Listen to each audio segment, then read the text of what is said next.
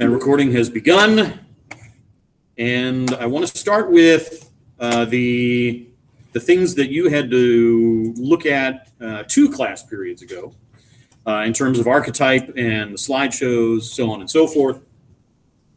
And we had questions about archetypes, starting with, can archetypes be combined? And the answer to that question is yes, absolutely. Archetypes can be combined. For instance, we might identify Marlowe as an outcast hero. That would be a possibility. We might view Mr. Kurtz as a scapegoat hero, believe it or not. So he's built up to be this hero, but ultimately he becomes a scapegoat. Somebody asked about a similar question, so for instance, the initiation, it feels like the initiation would also be a loss of innocence, and that certainly would make sense. Of course. Yes, of course. Water, specifically the sea, is a common archetype in Heart of Darkness. And actually, for us, it's not the sea, but rather what? What is the water archetype that we're dealing with in Heart of Darkness? The river. So a flowing body of water is significant. It's not just, the endless expanse, the vastness of sea. We've got, this river that has islands on it, that has snags that can pop up and rip the bottom out of your boat. The uncertainty of kind of what's beyond the shores, all of that contributes to the river. And so, it's about a lot of uncertainty, and we're dealing with, this mystery of creation and so on. Color, and where are our colors here?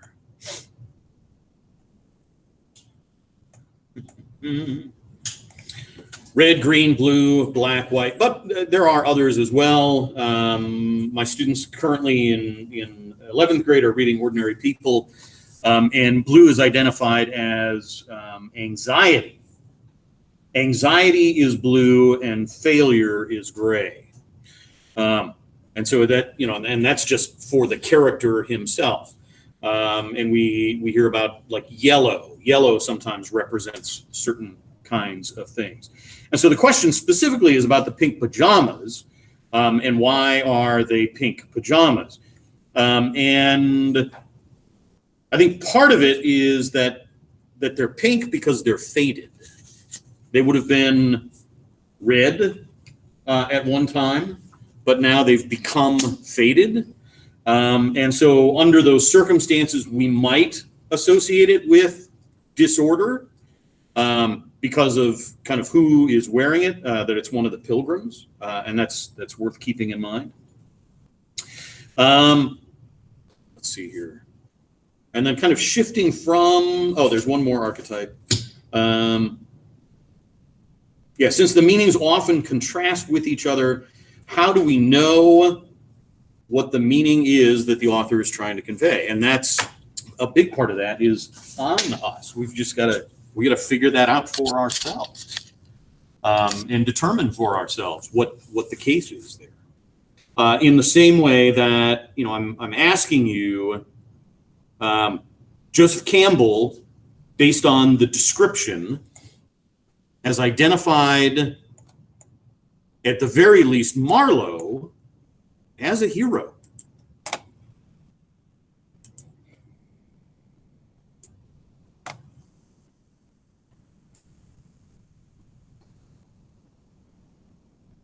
Is the system going to eat you up and relieve you of your humanity?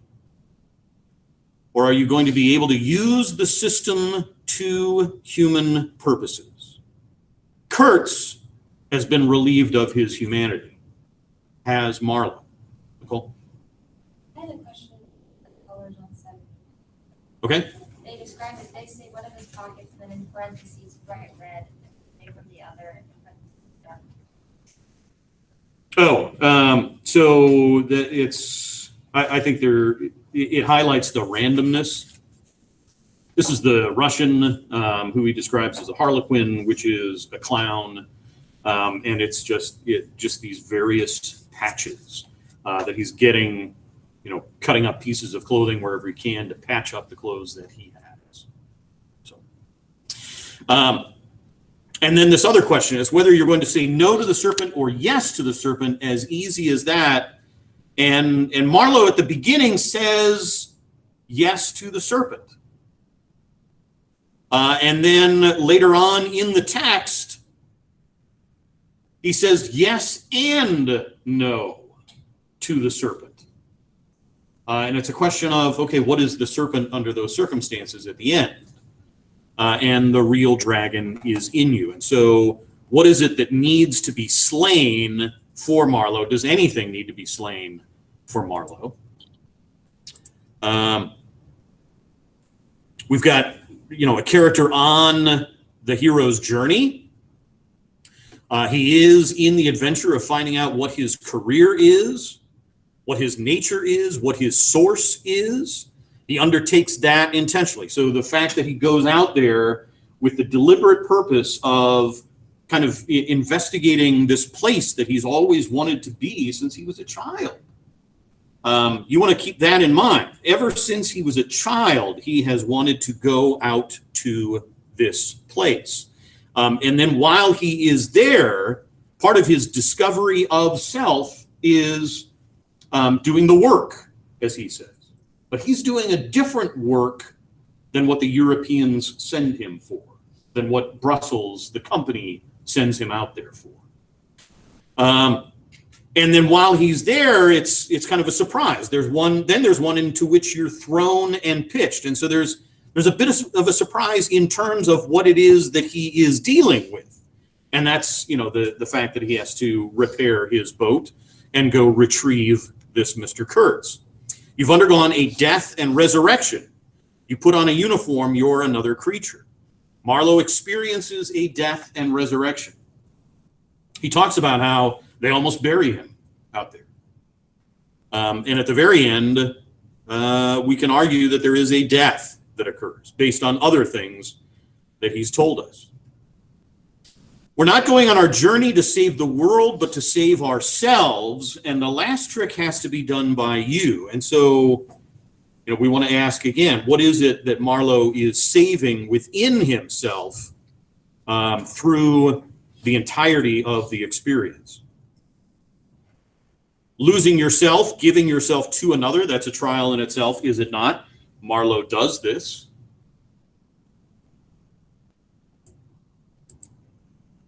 You can tell what's informed the society by the size of what the building is. That's the tallest building in the place. We've addressed that. The spiritual hero, that he's gone out there, he's experienced this supernormal range of human spiritual life, and he is telling it throughout.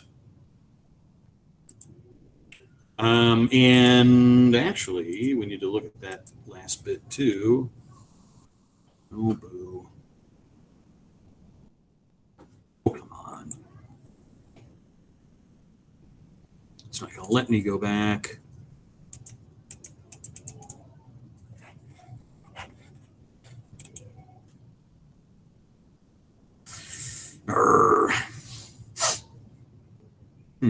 Why is this not functioning the way I want it to? That's inconvenient. There we go. That'll work.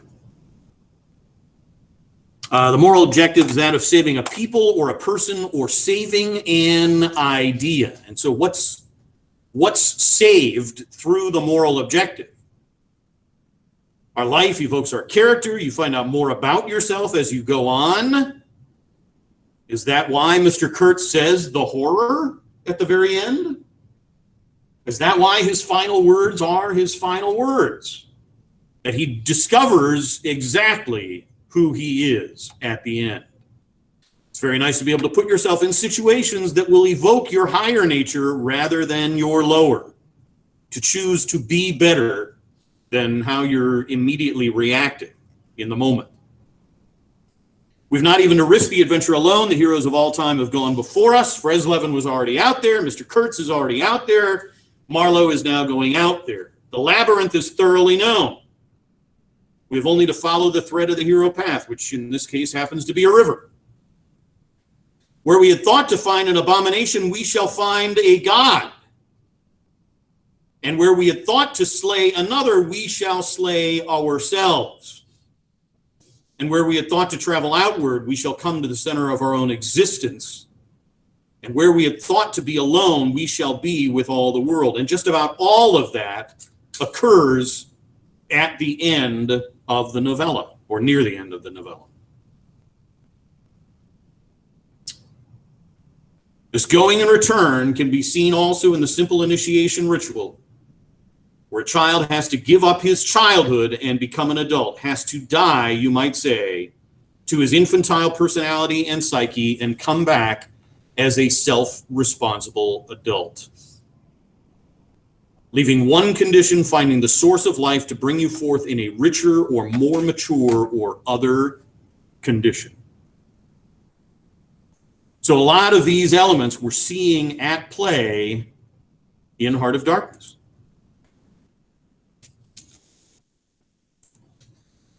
And we'll talk about, what you might be questioning there momentarily. So what is the Heart of Darkness? Is it the wilderness, or does it have a deeper meaning beyond that? What do you think it is? It's the same thing as the horror. And it's that, the narrator tells us that this is not something that we can put inside a nutshell. You can't crack open the shell and find the nut and go, oh boy, you can't do that. It's on the outside, and we've got to figure out, what it is for us. What is it for you? And for me, every time it's something a little bit different. This is the first time that Marlowe tells the story, that he actually expresses the story, and that's an important element. But so what is that Heart of Darkness? It's the darkness in our hearts, the evil that exists within us, the dark side that exists within us. But it's also colonization, imperialism. It is the severity of colonialism and imperialism. It is our tendency to become savage. It is the lie that we tell about civilization. It's all different sorts of things. So what is it that you see that Heart of Darkness to be? The Native Woman, page 75.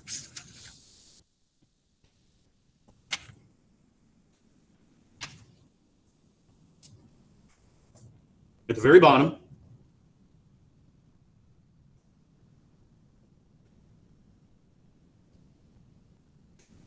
Last paragraph of the second to last, or last sentence of the second to last paragraph. From right to left along the lighted shore moved a wild and gorgeous apparition of a woman. She walked with measured steps, draped in striped and fringed cloths, treading the earth proudly, with a slight jingle and flash of barbarous ornaments. She carried her head high. Her hair was done in the shape of a helmet. She had brass leggings to the knees, brass wire gauntlets to the elbow, a crimson spot on her tawny cheek, innumerable necklaces of glass beads on her neck, bizarre things, charms, gifts of witchmen that hung about her, glittered and trembled at every step. She must have had the value of several elephant tusks upon her. She was savage and superb, wild-eyed and magnificent. There was something ominous and stately in her deliberate progress, and in the hush that had fallen suddenly upon the whole sorrowful land, the immense wilderness, the colossal body of the fecund and mysterious life seemed to look at her, pensive, as though it had been looking at the image of its own tenebrous and passionate soul. She came abreast of the steamer, stood still, and faced us. Her long shadow fell to the water's edge. Her face had a tragic and fierce aspect of wild sorrow and of dumb pain, mingled with the fear of some struggling, half-shaped resolve. That dumb pain is not stupid pain, but mute pain, silent pain. She stood looking at us without a stir, and like the wilderness itself, with an air of brooding over an inscrutable purpose. A whole minute passed, and then she made a step forward. There was a low jingle, a glint of yellow metal, a sway of fringed draperies, and she stopped, as if her heart had failed her. The young fellow by my side growled. The pilgrims murmured at my back. She looked at us all as if her life had depended upon the unswerving steadiness of her glance. Suddenly, she opened her bared arms and threw them up rigid above her head, as though in an uncontrollable desire to touch the sky. And at the same time, the swift shadows darted out on the earth, swept around on the river, gathering the steamer into a shadowy embrace. A formidable silence hung over the scene. She turned away slowly, walked on, following the bank, and passed into the bushes to the left.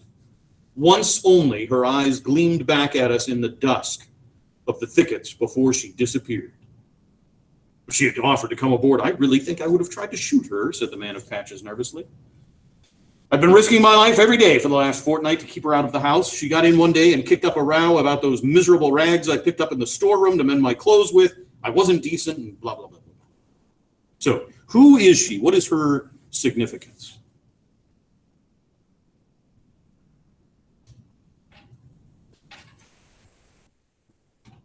That's our question.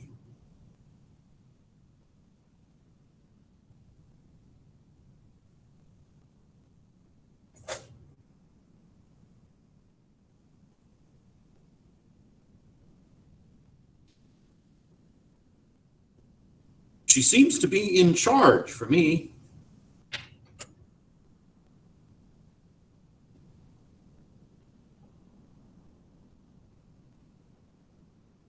Does she have a partner?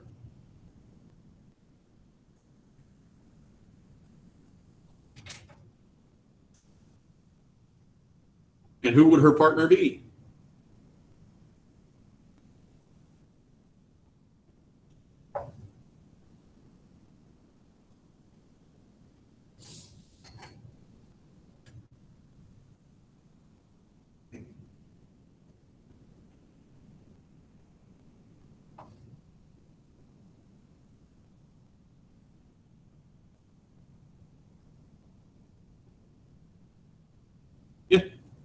She seems to have like supernatural powers in a sense. Because I mean, it's a woman, so that's the biggest thing. But then, So there's like a Mother Earth Gaia quality kind of thing? yeah. Okay. She threw her arms in the air, and that's when like a frog basically. No, that's the other natives. So,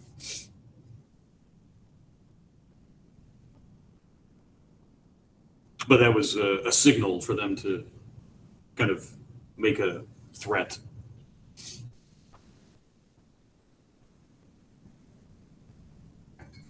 Who might her partner be? Is her partner Kurtz? Because Kurtz is kind of in charge. Yeah, I think so. That there is, despite the fact that he's intended to be married to someone in Europe, this is his concubine, his partner in Africa. If we go all the way back to page 7,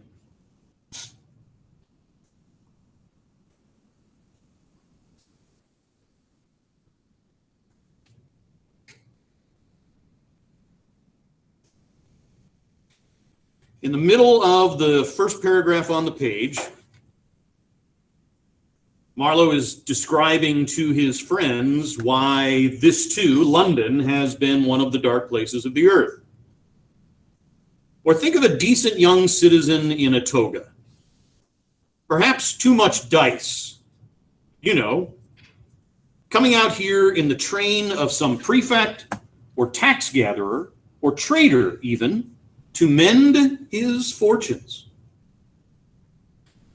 Why is Mr. Kurtz in Africa? Is there a parallel that we have there?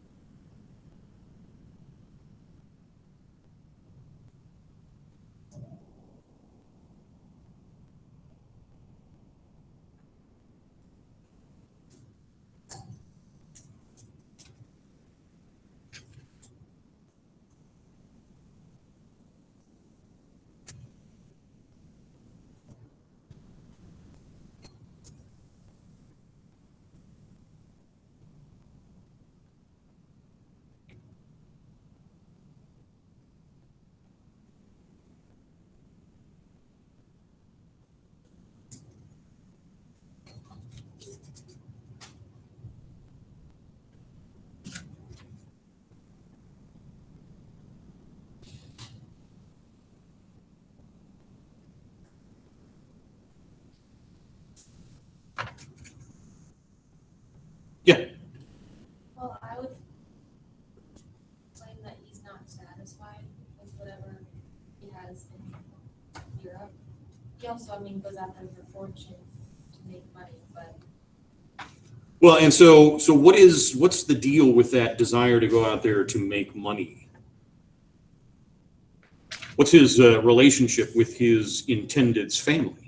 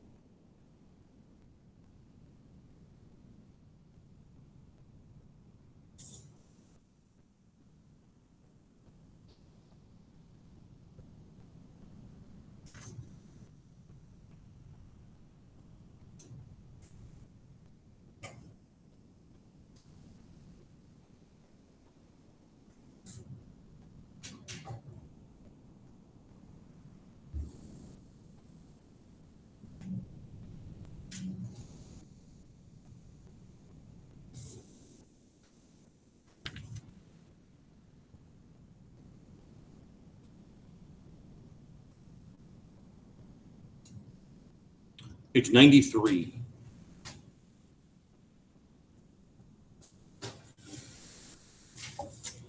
It's funny, somebody had asked earlier, or had drawn a comparison with the narration in The Great Gatsby.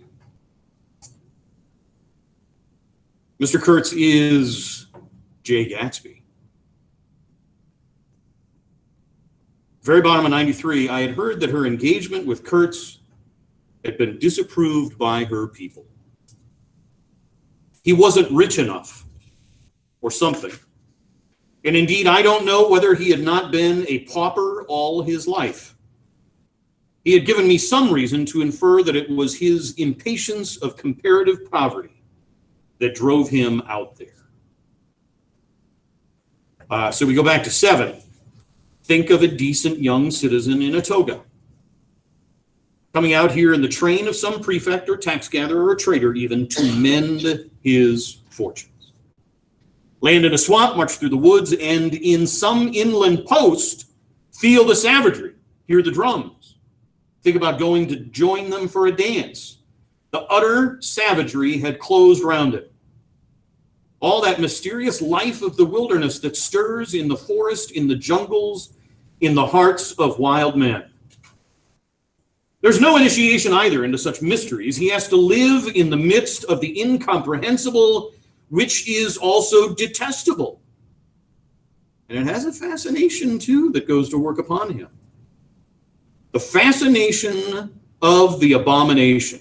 You know, imagine the growing regrets, the longing to escape, the powerless disgust the surrender, the hate. When you get out there,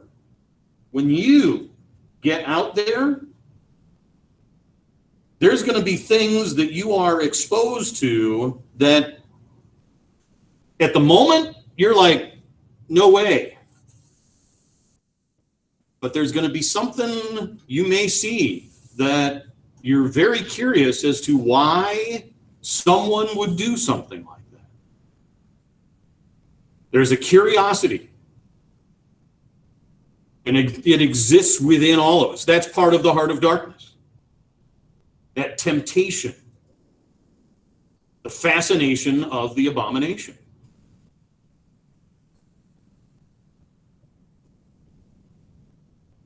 Stuff happens because there are not butchers and neighbors and policemen watching you to tell you, can't recommend that you do that.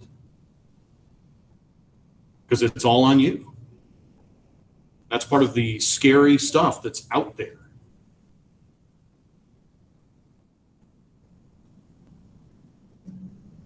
What will you do? This is all very much a lesson in how we live our lives.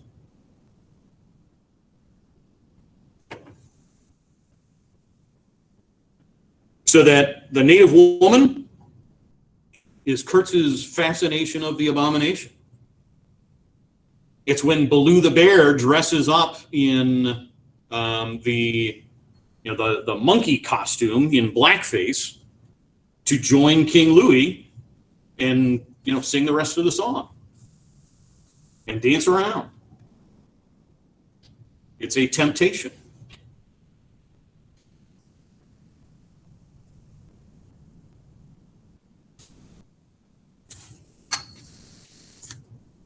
Does that help with her? She's also, we also might identify her as a betrayal. Nicole? When Kurt says my intended, is he referencing the? No, that's the woman he is intended to marry. That's his fiancée. If he ever comes back. That's a whole weird bit of business too. He's just going to make her wait forever? He's been out there for years.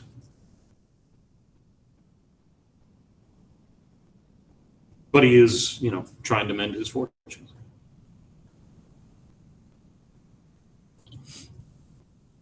Could the dragon within you be the heart of darkness within Kurtz and the Congo?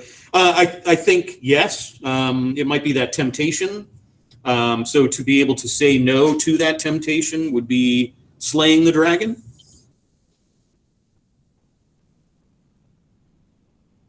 And so our last question of what you have asked, and then we'll get to other things. So previously asked, what does Marlowe end up thinking about colonization? What does he end up thinking about colonization?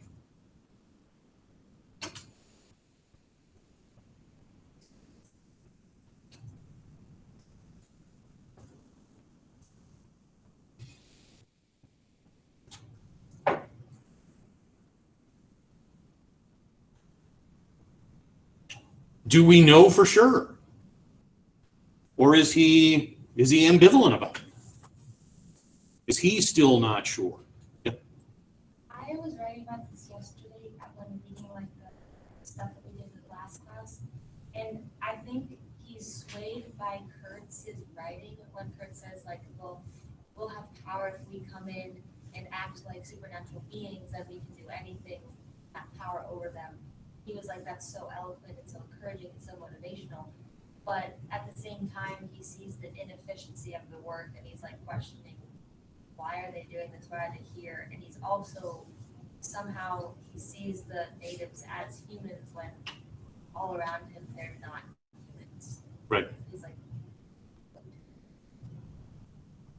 yeah, so let's take a look at that. On page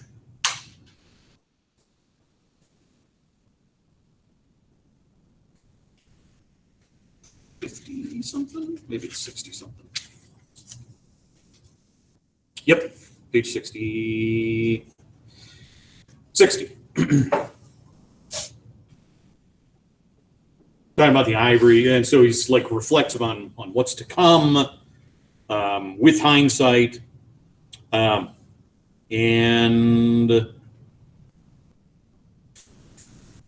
oh, 1, 2, 3, 4, 5, 6 lines from the top of the page on page 60. You should have heard him say, "My ivory." Oh yes, I heard him.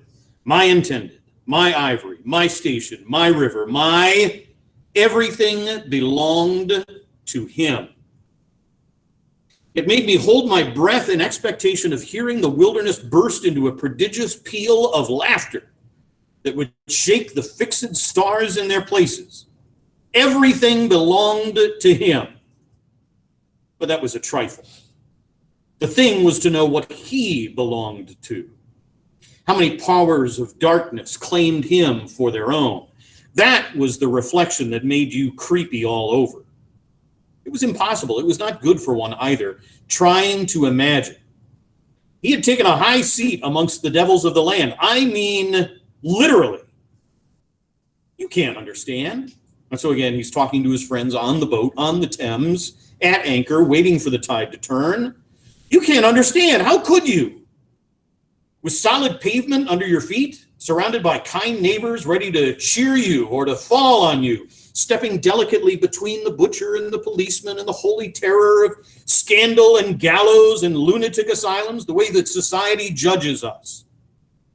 How can you imagine what particular region of the first ages a man's untrammeled feet may take him into by the way of solitude? Utter solitude without a policeman. Think about what happens to us when we finally find ourselves completely alone, unsurrounded by society, and plunged into silence, by the way of silence, utter silence, where no warning voice of a kind neighbor can be heard whispering of public opinion. These little things make all the great difference. That's Lord of the Flies. Roger is the one who pushes the big boulder on Piggy. It is Roger. And Roger is the one who, at the very beginning of Lord of the Flies, is throwing rocks around one of the little ones who's building a sandcastle. And he doesn't throw rocks directly at the kid because he still hears parents telling him, "No, we don't do that." But at what point is Roger far enough away, long enough away from parents who say, "No, we don't do that," that, pushing a boulder on a kid, yeah, we can do that now.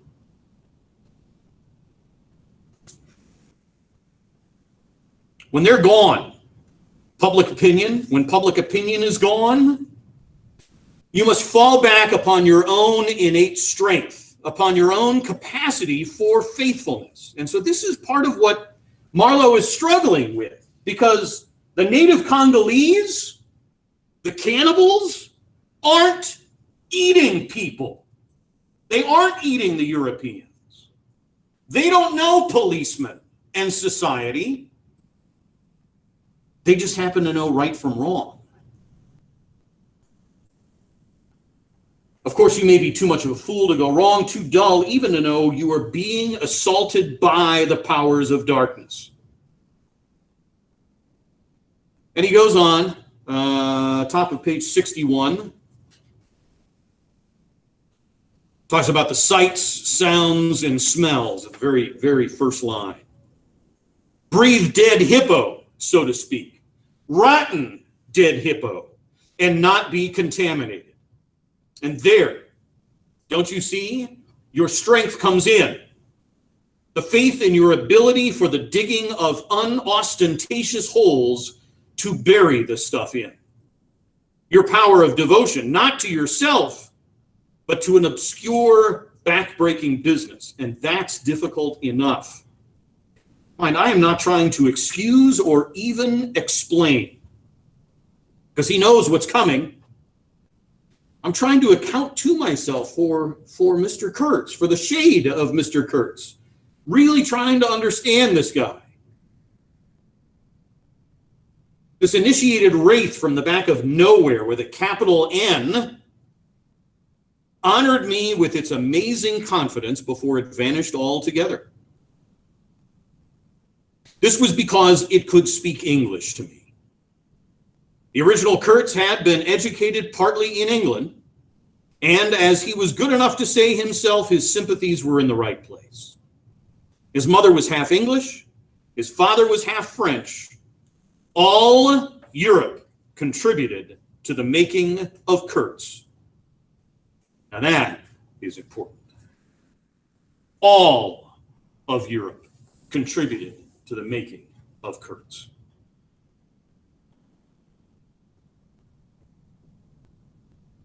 It's good and it's bad. All Europe contributed to the making of Kurtz. And by I learned that most appropriately, the International Society for the Suppression of Savage Customs had entrusted him with the making of a report for its future guidance. What should we be doing out there? And he'd written it too. I've seen it. I've read it.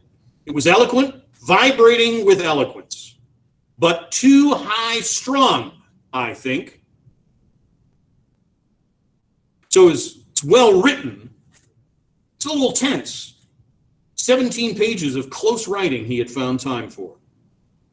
But this must have been before his, let us say, nerves went wrong and caused him to preside at certain midnight dances ending with unspeakable rites, which, as far as I reluctantly gathered from what I heard at various times, were offered up to him. Do you understand? To Mr. Kurtz himself. But it was a beautiful piece of writing. The opening paragraph, however, in the light of later information, strikes me now as ominous. So he's torn by the opening paragraph. It was beautiful, but now knowing what I know now that I'll tell you later, it's freaky scary.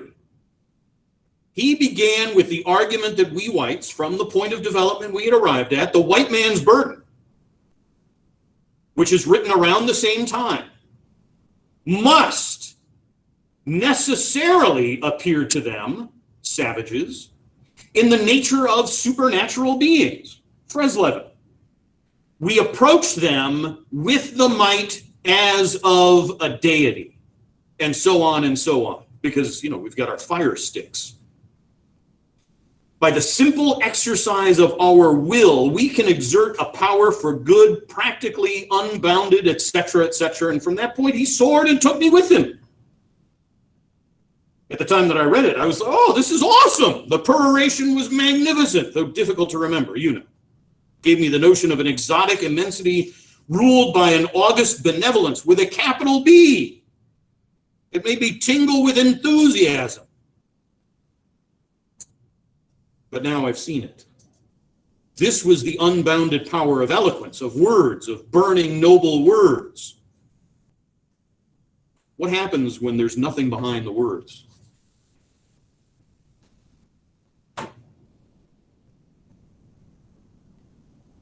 What happens when the words are hollow?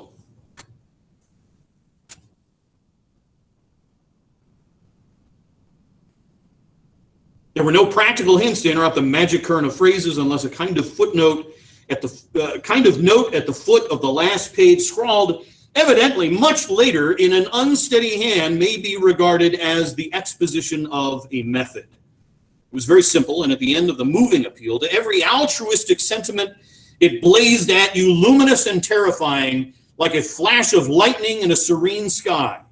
Exterminate all the brutes. Who are all the brutes? Is he talking about the Europeans? Talking about the native Africans. Who are the brutes? I think it's the native Africans, or the native Africans who don't agree with him. And then near the middle of the page, he says, but then you see, I can't choose. He won't be forgotten. Goes on to say, no, I can't forget him, though I'm not prepared to affirm the fellow was exactly worth the life we lost in getting to him. I missed my late helmsman awfully. So he ranks his helmsman, his dead helmsman, as above Mr. Kurtz. And then we run into all other sorts of problems with this text. He chooses Mr. Kurtz. What does that mean?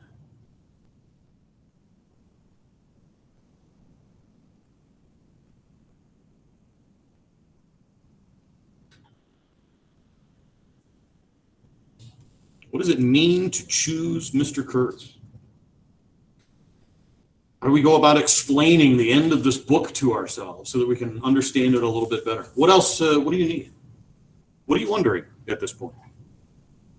This is like kind of optional. But you said that you were going to show us like the prompts that people can choose to write from next class. So these are them. 3 choices. The first is about heroes in Heart of Darkness. Academically, Kurtz and Marlowe are characterized as images of the hero. How do we get from Beowulf to this new kind of hero at the turn of the 20th century? What is going on in our society? What is happening in our society? So it'd be useful, certainly, to take a look at Joseph Campbell.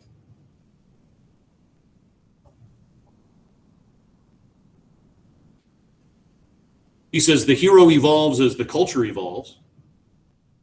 And at the very beginning of time, heroes are slaying monsters. But what is the monster by the time we get to the turn of the 20th century? There are no monsters anymore. Unless it's the one inside of us. We might say that Mr. Kurtz is Frankenstein's monster and all of Europe is Frankenstein.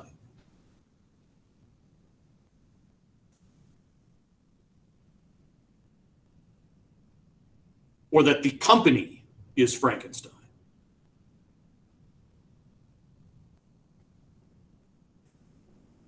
Because how does the company behave compared to the way that Mr. Kurtz behaves?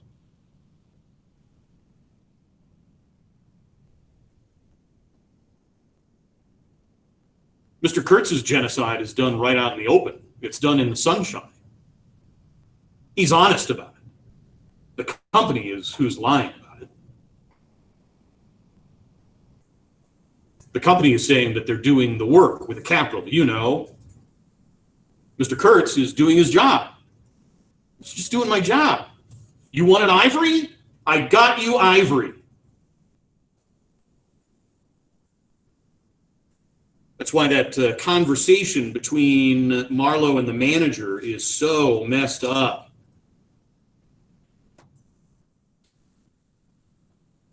Page 77.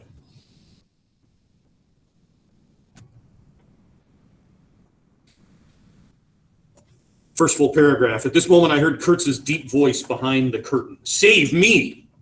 Save the ivory, you mean? Don't tell me save me. I've had to save you.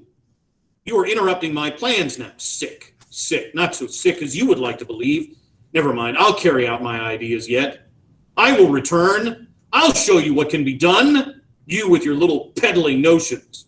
You are interfering with me. I will return. The manager came out. Again, how often does Marlowe speak with irony? The manager did me the honor to take me under the arm and lead me aside. That's no honor. There's no honor in that. He is very low, he said. He considered it necessary to sigh, but neglected to be consistently sorrowful. Marlowe's like, who are you kidding? We've done all we could for him, haven't we? But there is no disguising the fact Mr. Kurtz has done more harm than good to the company. He did not see the time was not ripe for vigorous action. Cautiously, that's my principle. We must be cautious yet. The district is closed to us for a time. Deplorable. Upon the whole, the trade will suffer. I don't deny there's a remarkable quantity of ivory, mostly fossil. We must save it at all events. But look how precarious the position is. And why? Because the method is unsound. Do you? Said I, looking at the shore. I can't even look at him. I can't even look at you right now. Do you, said I, looking at the shore, call it unsound method? This is the manager of the station where nothing gets done. Nothing. And you're calling Mr. Kurtz's method unsound? Without doubt, he exclaimed hotly. Don't you? No method at all, I murmured after a while. Exactly, he exulted. I anticipated this. Shows a complete want of judgment. It is my duty to point it out in the proper quarter. Oh, said I, that fellow, what's his name? The brickmaker will make a readable report for you. He appeared confounded for a moment. It seemed to me I had never breathed an atmosphere so vile, and I turned mentally to Kurtz for relief. Nevertheless, I think Mr. Kurtz is a remarkable man. He started, dropped on me a cold, heavy glance, said very quietly, he was, and turned his back on me. My hour of favor was over. I found myself lumped along with Kurtz as a partisan of methods for which the time was not ripe. I was unsound. But it was something to have at least a choice of nightmares. They're both terrible. I'm going to side with Mr. Kurtz because he's the one who's actually managed to do anything.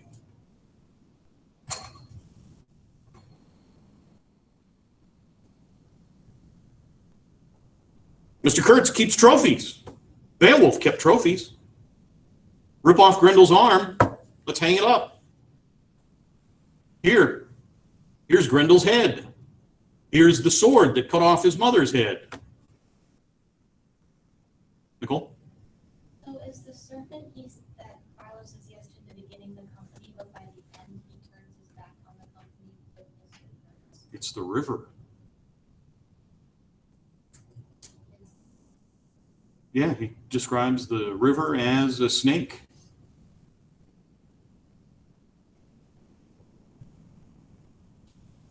It all goes back to that river and the maps and him as a child.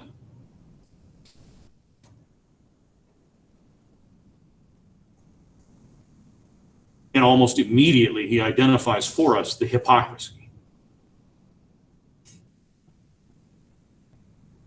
So that's one of the prompts, is to address heroism and kind of that evolution of heroism and how it might be possible at all to view Marlowe as a hero.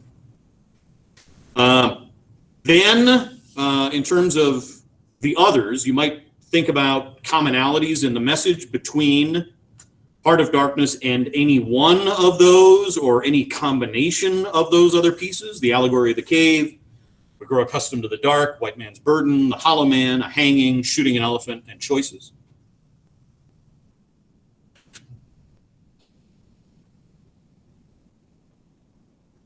Shooting an elephant and a hanging, maybe the Hollow Man, White Man's Burden, certainly all of those deal in some way with kind of the world changing in the 20th century. And who are we as human beings, as people, as men? You know, those mustaches that we put on to make us feel like men, are they real or are they just seaweed? Knowledge, having knowledge, allegory of the cave, and we grow accustomed to the dark. Ignorance, knowledge and ignorance. And then choices. But you might tie choices too to a message about life. So those are essentially what those three choices are going to be dealing with. Nicole? So if the river is the serpent, what's the significance of him traveling when he's traveling into the Congo, he's traveling upstream, like against the current, but when he's coming back? So in terms of the river being the serpent, and the going upstream, that it's difficult, that it's arduous, it's a challenge to acquire the knowledge that the serpent provides. But once you have that knowledge, the fall is very simple. Does that make sense? Yeah. Since he's coming back down and going to that makes Kurtz the devil, but they're just the serpent. So Mr. Kurtz, that inner station, we might identify as the final circle of hell. Because he says before that, as he's kind of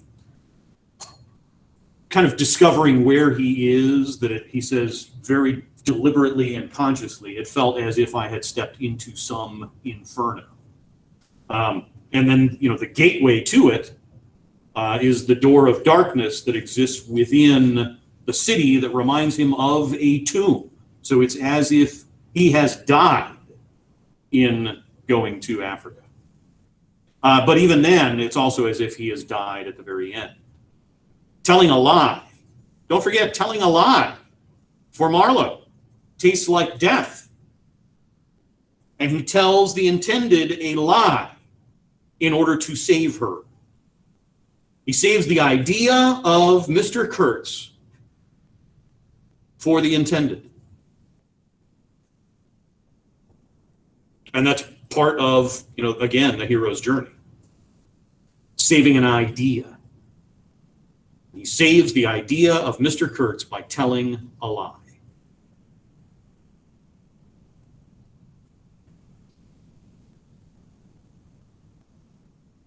Other questions, other things you might be wondering about?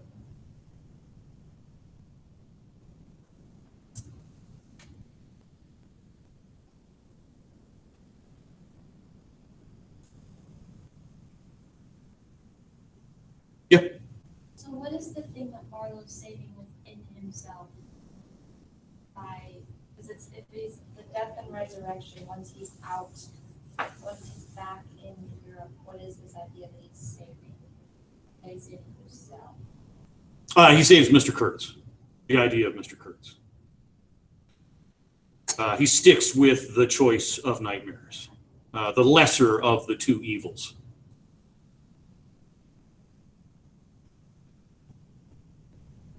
And sometimes those are the only choices that we have, as Nikki Giovanni points out to us.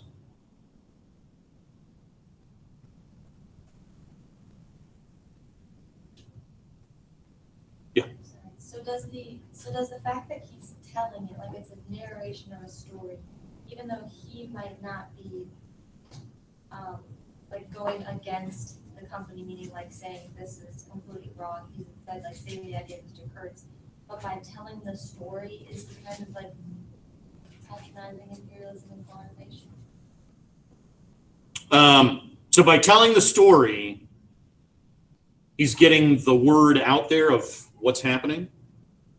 And you want to keep in mind that in his telling the story, the frame narrator, or Joseph Conrad himself, publishes the book. And now it's out there for anybody to read the story.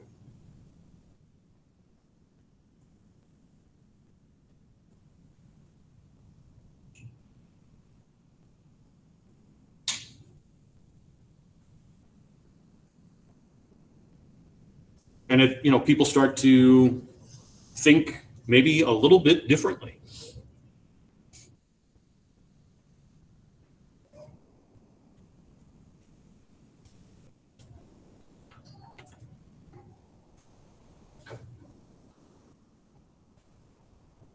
Other things.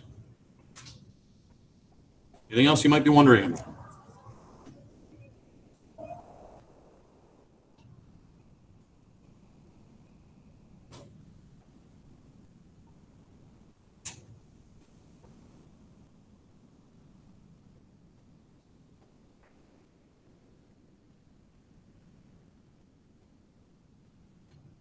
Anybody at home?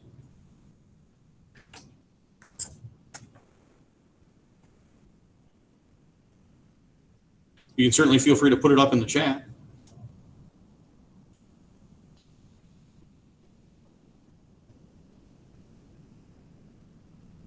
Yeah, Nicole.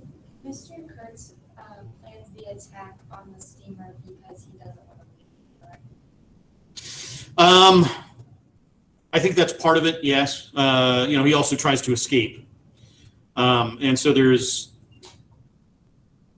the statement from Marlowe, you will be lost, you will be utterly lost, clicks for Mr. Kurtz.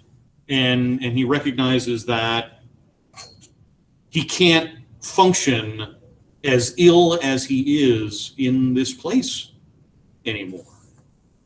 He's crawling on his hands and knees. He is weak. And to appear to the natives in that way, ultimately could be a problem for Mr. Kurtz. But yeah, we get the impression, the Russian certainly believes that he ordered the attack.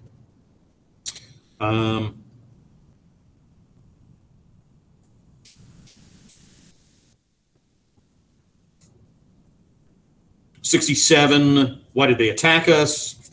He hesitated, then said shamefacedly, they don't want him to go. Don't they? I said curiously. He nodded a nod full of mystery and wisdom. This man has enlarged my mind.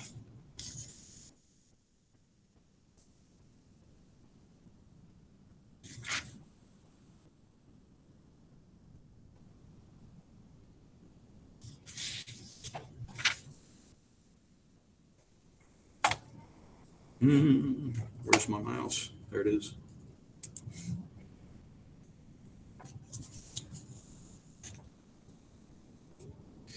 Matthias, I think it was it was everything but the final nail. So Matthias asks, what exactly made Marlowe realize the darkness of imperialism and colonialism? And I think it's the entirety of the experience, but also page 72. No, 71. 71. The Russian was explaining to me, so we're maybe a quarter of the way down the page, actually maybe a third of the way down the page. The Russian was explaining to me that it was only lately that Mr. Kurtz had come down to the river, bringing along with him all the fighting men of that lake tribe. He had been absent for several months, getting himself adored, I suppose, and had come down unexpectedly, with the intention, to all appearance, of making a raid either across the river or downstream. Evidently, the appetite for more ivory had got the better of him. Of the, what shall I say, less material aspirations. However, he had got much worse suddenly, more ill. I heard he was lying helpless, and so I came up, took my chance, said the Russian. Oh, he is bad, very bad. I directed my glass to the house. There were no signs of life, but there was the ruined roof, the long mud wall peeping above the grass with 3 little square window holes, no 2 the same size. All this brought within reach of my hand, as it were. And then I made a brusque movement, and one of the remaining posts of that vanished fence leaped up in the field of my glass. You remember I told you I had been struck at the distance by certain attempts at ornamentation, rather remarkable in the ruinous aspect of the place. Now I had suddenly a nearer view, and its first result was to make me throw my head back as if before a blow. Then I went carefully from post to post with my glass, and I saw my mistake. These round knobs were not ornamental, but symbolic. They were expressive and puzzling, striking and disturbing, food for thought, and also for the vultures, if there had been any looking down from the sky. But at all events, for such ants as were industrious enough to ascend the pole. They would have been even more impressive, those heads on the stakes, if their faces had not been turned to the house. Only one, the first I had made out, was facing my way. I was not so shocked as you may think. The start back I had given was really nothing but a movement of surprise. It was just a surprise. I had expected to see a knob of wood there, but no, it was a head. I returned deliberately to the first I had seen, and there it was, black, dried, sunken with closed eyelids, a head that seemed to sleep at the top of that pole, and with the shrunken dry lips showing a narrow white line of teeth, was smiling too, smiling continuously at some endless and jocose dream of that eternal slumber. I'm not disclosing any trade secrets. In fact, the manager said afterwards that Mr. Kurtz's methods had ruined the district. I have no opinion on that point, but I want you clearly to understand that there was nothing exactly profitable in these heads being there. They only showed that Mr. Kurtz lacked restraint in the gratification of his various lusts, that there was something wanting in him, some small matter which, when the pressing need arose, could not be found under his magnificent eloquence. Whether he knew of this deficiency himself, I can't say. So it's this discovery that this Mr. Kurtz, who's been built up as essentially a god, has no restraint. That the cannibals on board who are starving have more restraint than Mr. Kurtz. So I think that's kind of the ultimate final nail in the coffin regarding Marlowe's recognition. Other questions? Was Marlowe's only goal for being there job from getting Mr. Kurtz? No, it was to serve as a riverboat pilot, and that happened to be the job that he had to get. Then it was retrieving Freslevin's bones. So that was part two. And then ultimately, I think we're to assume that he ultimately became too ill, really, to kind of proceed any longer with the company. So, yeah. So he didn't set out to for this job. He wanted a job because at page 89, the bottom of 89, he talks about how he always wanted to go to Africa, but he didn't really say that he wanted to colonize it. He just was. Yep. Just wanted the job. Just wanted the job. Yep. Well, and that's frequently the kind of the appeal, one of the ways that joining the military is advertised. See the world, and so that's what he wants to do. He wants to be able to see a part of the world that he has never seen. All right. Other questions? Anything else?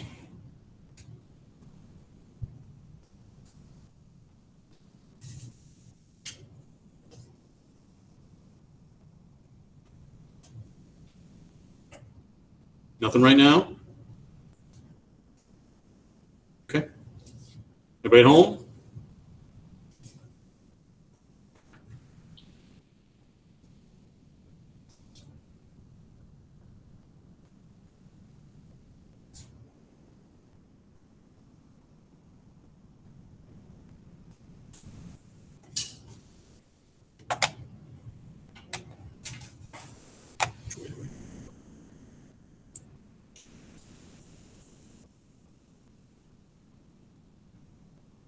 All right.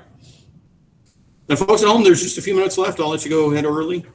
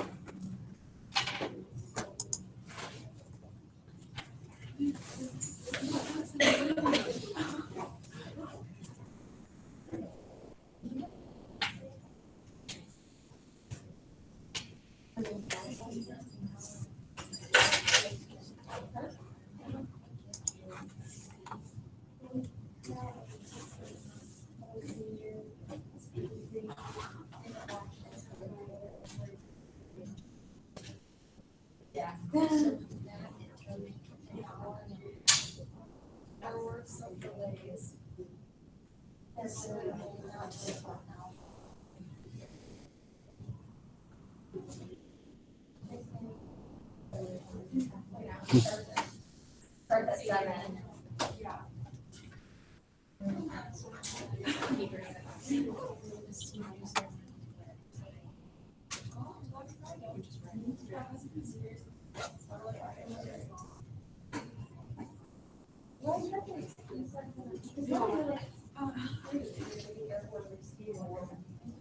Yeah, there's not. How many did you get? I got all of them. I don't care, I just want to blanket. Is blanket? Really? You called it? Are you serious? No. Oh, Jacket, okay, but you. blanket, trophy. Be safe, everybody.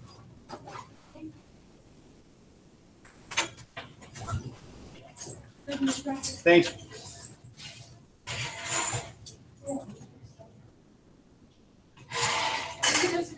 See ya.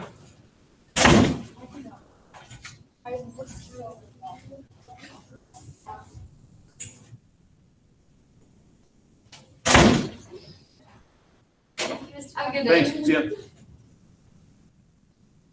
You want to go? Remember from my student. Nancy's one. Yeah, I think so too. That's what I